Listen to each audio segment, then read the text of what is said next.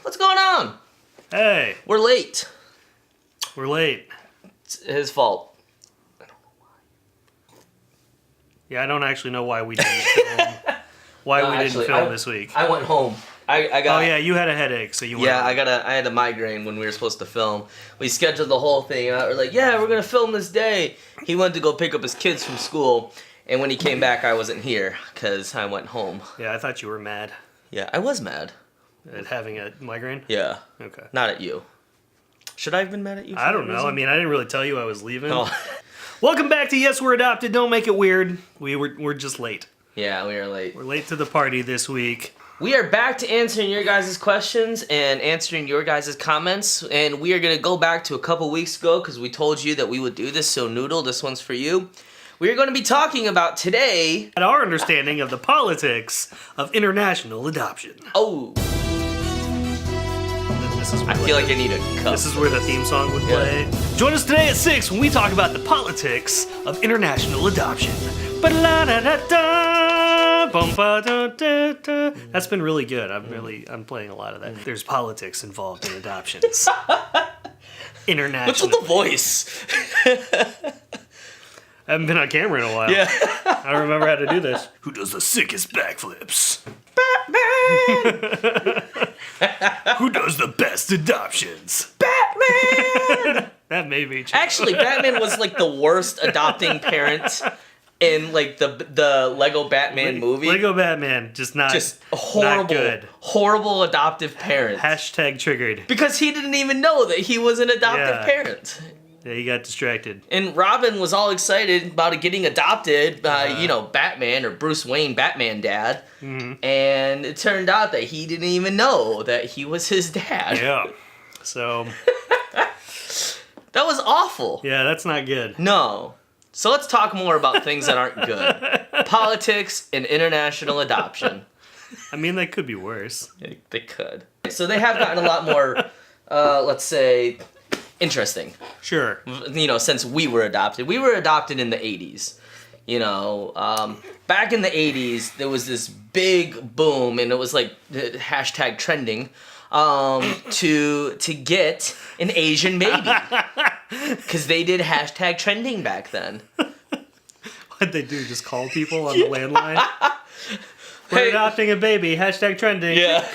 I don't know how in-depth I want to go on this. The idea behind adoption is interesting because it's about adopting orphans, right? But like the traditional, the old school definition of orphan would have been somebody whose parents had died.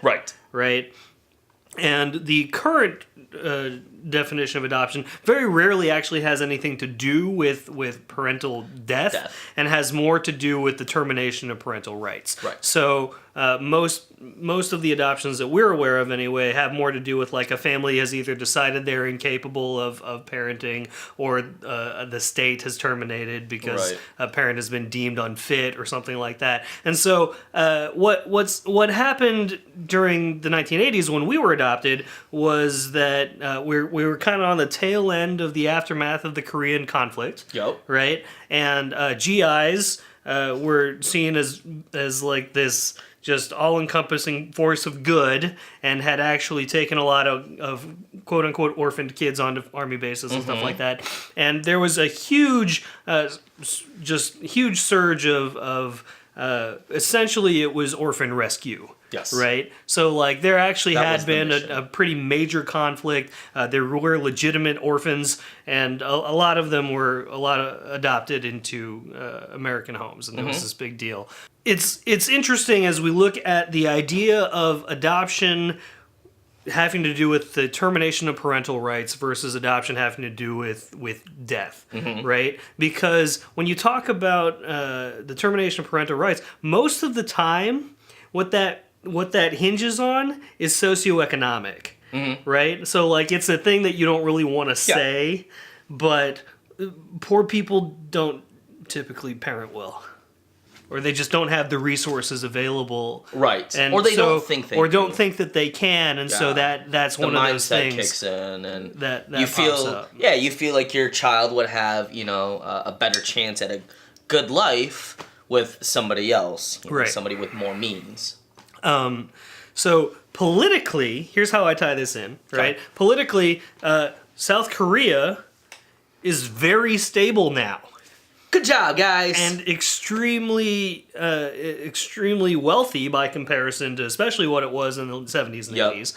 And especially in comparison to several other nations out there where adoption is now more prevalent. So I don't even know if they're doing international adoptions out of South Korea anymore. I don't hear about a lot of them, honestly, anymore. Yeah. You don't see a lot of Asian adoptees. Like, you see immigrants, you know, people coming from Korea, Japan, China, whatever like that. But you don't hear a lot about younger adoptees from Korea. Right. Like China, there's still some from China. There's still that, yeah. You know, Japan, I don't really, there's like nothing from Japan. But Japan's stable. Yeah, exactly. Right? It's an extremely stable area by comparison. And so, but, you know, a lot of what we interact with right now is adoptees from Africa. Yep. Right, and Europe, parts some of Europe and European. Eurasia. So you like Ukraine was a big one for a while there, Yep. which is just still tremendously unstable. And and if things are going the way they are, then you know we'll probably see like Venezuela and some you know like South American countries and stuff like that. You know coming here soon. Sure. I don't know. Like it feels like an oversimplification, but to me, this is kind of how it breaks down: is that the places in the world that are having the most political unrest and are the least financially prosperous are the places where politically adoptees are probably coming from. Yeah. Money.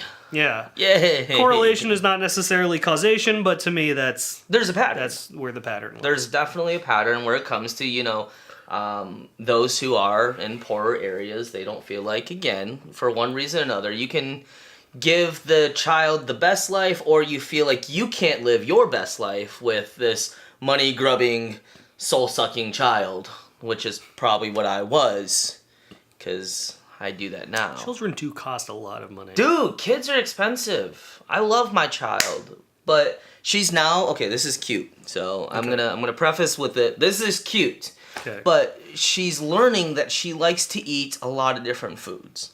And she goes up to the fridge, like she'll tell you, she'll grab your hand and be like, come, come, come. And she'll take me to the fridge and she'll open the door and just go, strawberries, cheese. And she wants to eat stuff. It's so cute. I love it so much. But she's getting expensive. Right. That's a lot of different foods. We gotta buy a bunch more food now. Right. You know, there's so many different areas that money plays into, but it's funny because if money were not a problem, would there be adoption? I don't think nearly to the level that there is now. Right. Me neither. Right. And this is an unpopular opinion, especially in most adoption communities. But the ideal situation is that birth parents are healthy and get their crap together. Yeah. You know how often that happens? Like that's ideal. That's the best scenario. Yeah. The best case scenario really is that adoption be a last resort. Yeah.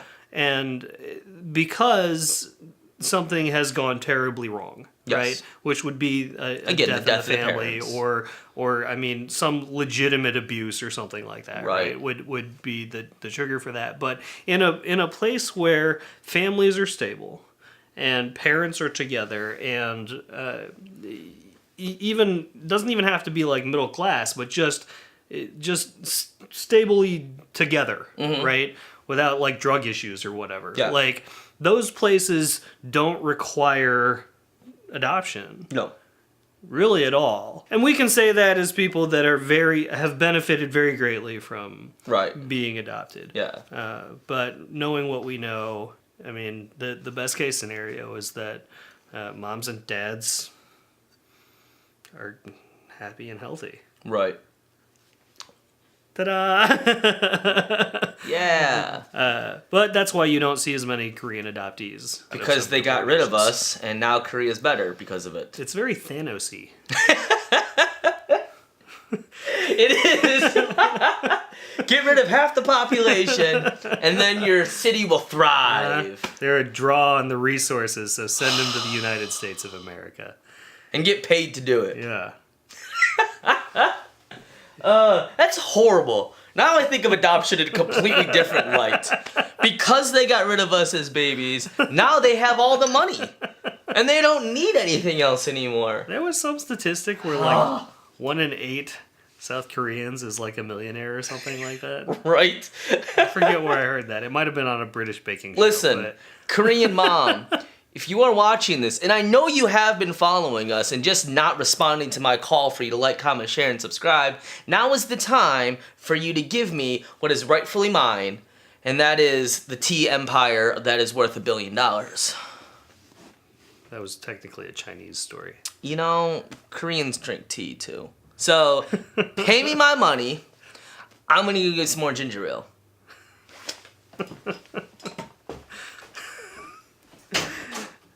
Yeah, I'm just walking off. So I don't know if that really answers anybody's questions about the politics of international adoption, but that's just kind of our brief discussion on what that is at this point and kind of how we've learned to understand it. One of the books that I've read particularly interesting on the subject is Invisible Asians by Kim Park Nelson, it reads like a doctoral dissertation, but it really does dive into the politics of international adoption, specifically relating to our era of Korean adoptees, which was really interesting.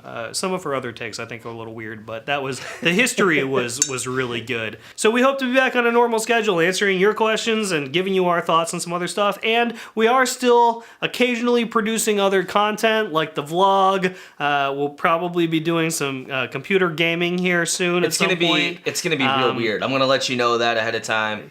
The gaming is going to be hilariously awkward. It's going to be strange because we're 30-year-old men playing video games. Yeah, it's going to be fantastic. It's going to be great. With other 30-year-old men in our office. So that ought to be fun. This is something that you're enjoying. Please like, comment, subscribe, and share. Get the word out there. We do want to be a voice of positivity in the world of adoption. And hopefully we're bringing some lightness to your day. So on that note, did you drink the rest of the ginger ale?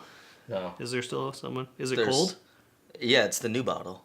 But it was cold? Yeah, it's cold. Oh. Wait, that's my ginger ale. You drank some of mine. Dude, I drank like half a sip of yours. That's why I had to leave and go get more. You drank some of mine.